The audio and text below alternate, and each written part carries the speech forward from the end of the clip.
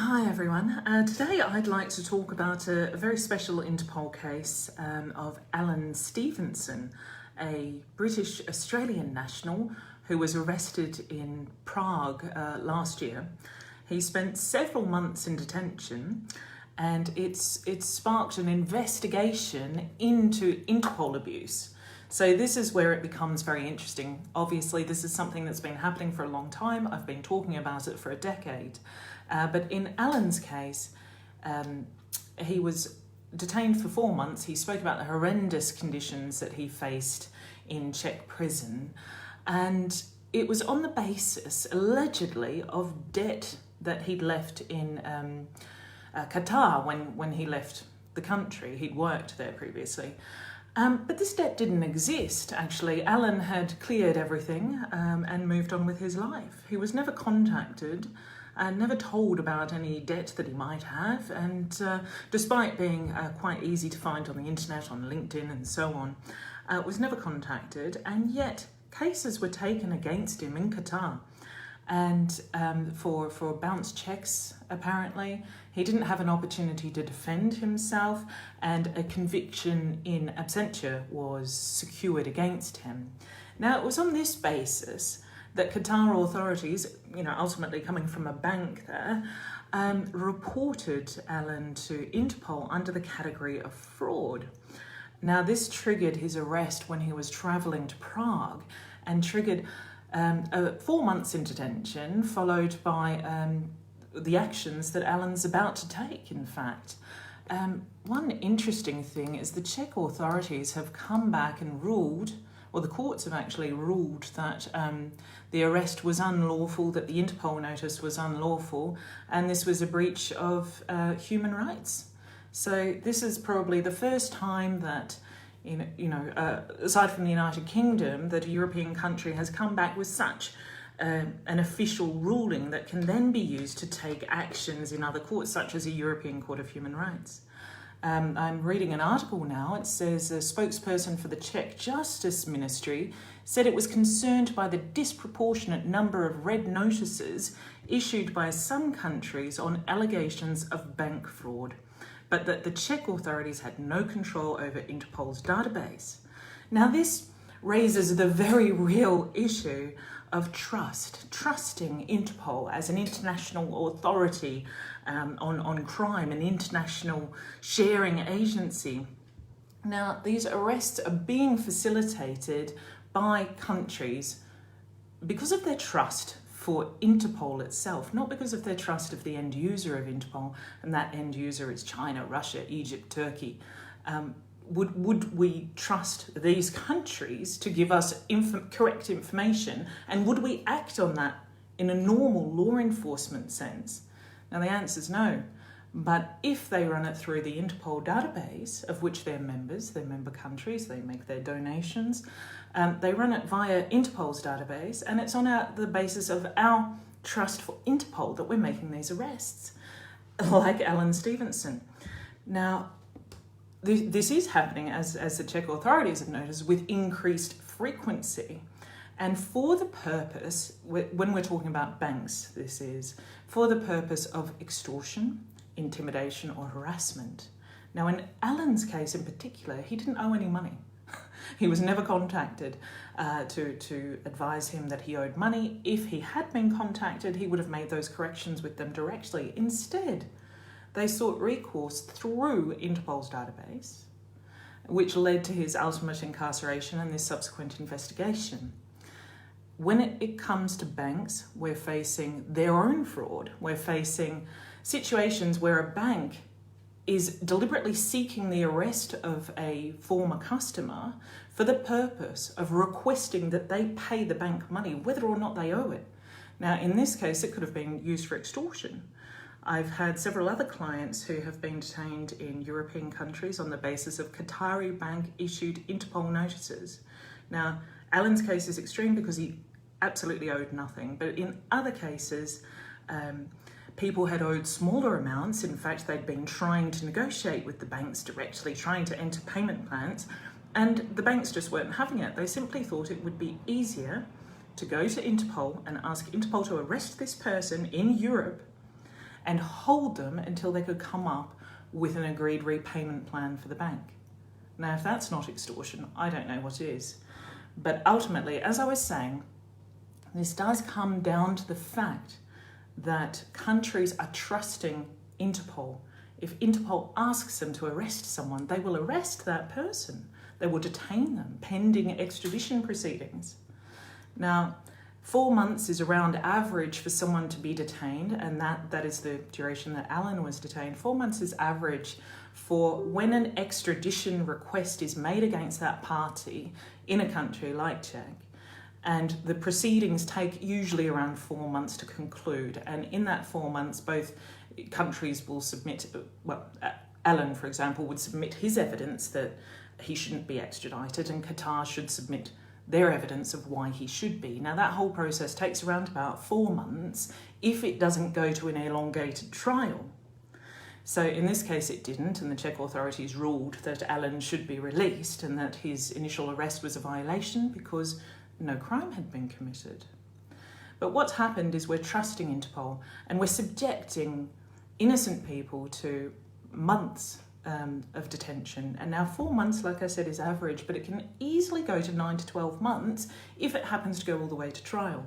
And at the end, he might be found innocent and he might be released. Now, what happens to that person? They're supposed to just forget about the detention. They're supposed to forget about the human rights violation. They're supposed to forget about being detained in a foreign location like, can you imagine, Ukraine or Czech, being detained for months on end on the basis of a debt that you don't even owe. So again, if Qatar approached law enforcement in England or in America or in Czech even and said, we'd like you to arrest this person because we think that they had a bank debt, what would happen in that scenario? Law enforcement would tell them, I'm sorry, you'll have to move right along. We're not taking this seriously. Debt is not a crime. You can't misuse police forces. But when it's routed through Interpol, we seem to take a completely different approach. Arrest the person, detain them, put them through an abusive legal process that could cost them tens of thousands of dollars in legal fees and lost income, complete loss of employment. It's very difficult for people who have been wrongfully detained, for months on end in a foreign jurisdiction to keep their job if they work for someone else. The professional, the reputation, and the attack on that reputation. I've had other clients like Pancho Campo, a Spanish national, who suffered severe criticism in the media because of his wrongful Interpol arrest. It affected his business, his ability to give speeches and arrange all sorts of different international events that he was doing. Now, it took him 10 years to get a final ruling from Interpol that actually he shouldn't have been on there in the first place, that it was an abusive notice as well. Same with Alan Stevenson. I mean, detained for 4 months. He's been all over the international media. Of course, that affects the way that people perceive Alan and others like him. And sorry, I'm just going to read a couple of messages here. Yeah, absolutely. Thank you. Habitual abusers of Interpol should be suspended from requesting red notices. Yes, they should. And what we're seeing here is Qatar, Turkey, Egypt, Russia, China, and the UAE, Middle Eastern countries in particular. And we've even seen some from South American countries. But what we're seeing is repeat abusers, absolutely repeat abusers. Qatar and the UAE in particular are countries that I've dealt with for the past 12 years, in fact, removing people from Interpol on the basis of their wrongful notices in the first place. Now, Interpol should be seeing this themselves. Interpol can see how many notices are being issued and how many are being removed based on the fact that they shouldn't have been issued in the first place. And what are they doing to encourage countries like Qatar, like Russia, China, UAE, to stop misusing the database, essentially? There's no sanctions. We've called for sanctions. I think Interpol is making some internal changes in perhaps, the information that they give to people when applying for a removal. They might be a little bit more specific than they used to be. They're taking it seriously, but they're not changing anything. So they're only taking it seriously from their end in a sense that they're explaining and justifying themselves.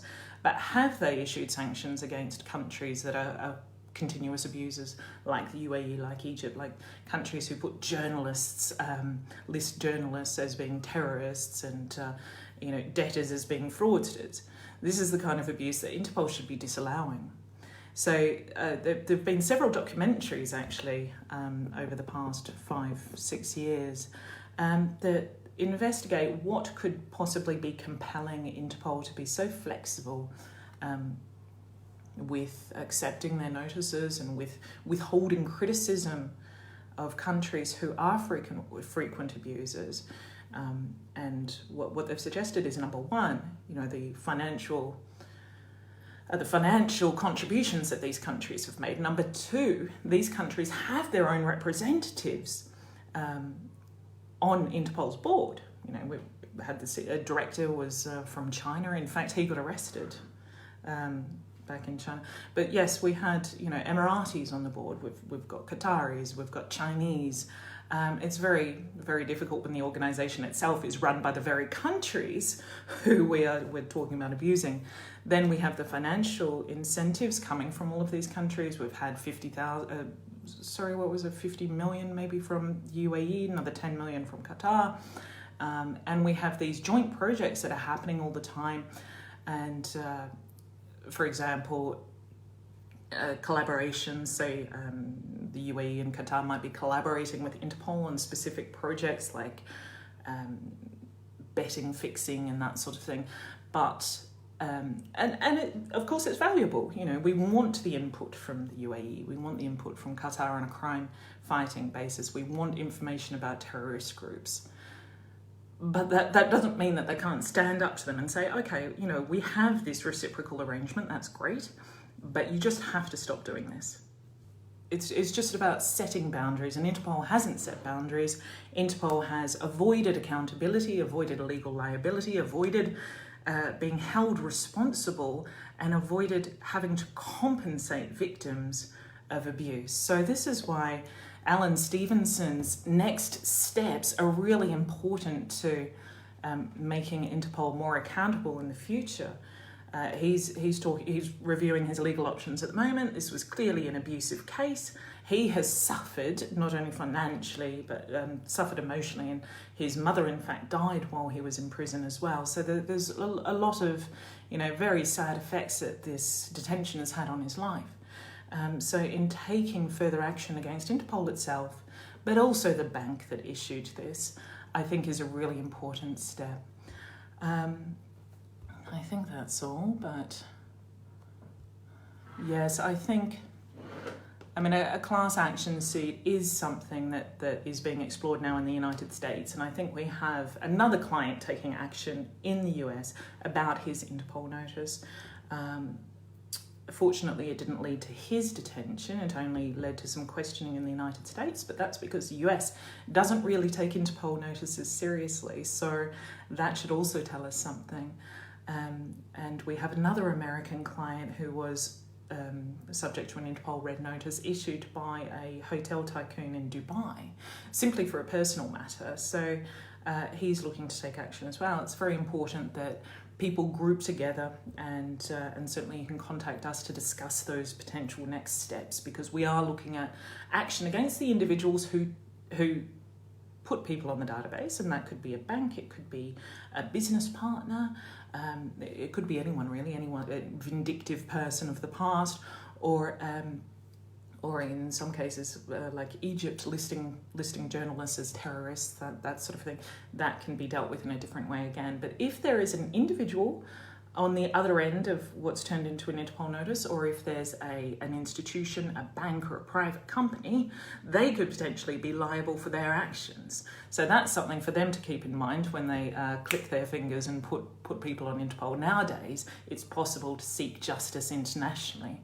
And as far as Interpol itself, we're taking steps to make them accountable, and therefore they're going to have to make the countries who subscribe to their service, their members, they're going to have to become accountable to Interpol. But now it's really important that that Interpol is seen for what it is. It's not, the world should know that someone being reported to Interpol does not by any means mean that they're a big bad criminal, an international fugitive, they shouldn't be trusted and they're a fraudster. Of course, there are those people, but there are so many Interpol